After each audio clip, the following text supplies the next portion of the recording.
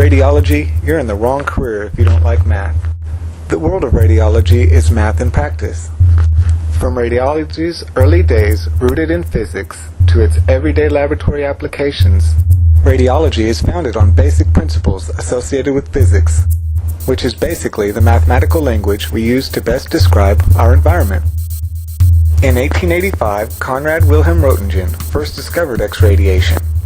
His experiments involved passing large electrical currents through a tungsten filament cathode, creating X-rays. That's why he's known as the father of X-rays. The history of radiology has always been about math. That is why education is so important. Quite a hot topic is continuous professional development. It's now becoming mandatory, so each year radiographers have to prove to their body that they're actually doing something to keep up to date with all the technology and everything that's new and happening in radiotherapy.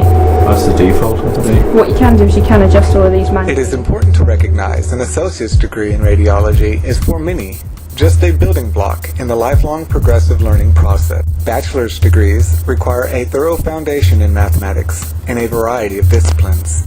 Furthermore, anyone expecting to take the dreaded MCAT without honed math skills will find themselves seriously unprepared.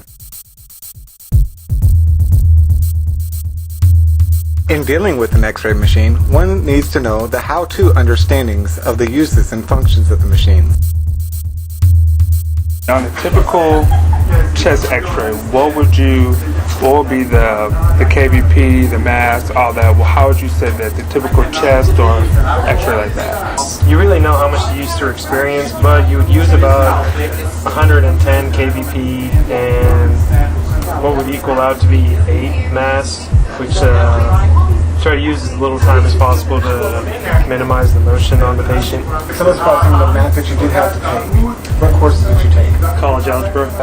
Do you have to have an understanding of geometry or calculus or trigonometry for this field? You don't really need any calculus or trig, but you do need to know basic geometry, angles, and because now we do have to angle the X-ray tube to match a particular body area.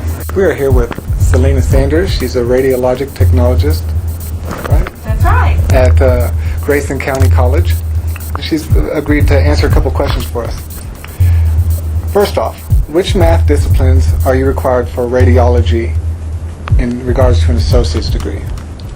In regards to the degree itself, we require college algebra. Okay. From a continual learning standpoint, what disciplines can you foresee in this field in the future, like medical and radiology, and going towards a bachelor's degree? We have a lot of different disciplines within the field of radiology, and some of them are more math intensive than others. There are several different disciplines, and they all require quite a bit of college algebra. As stated throughout this production, college algebra is an important part of the day-to-day aspects of radiology, as well as geometry. For those planning to continue their education, more complex disciplines are required. Whether we're talking about radiology's historical foundation in mathematics, its role in our continual educational development, or its application in the day-to-day processes in the lab, without math, there would be no radiology.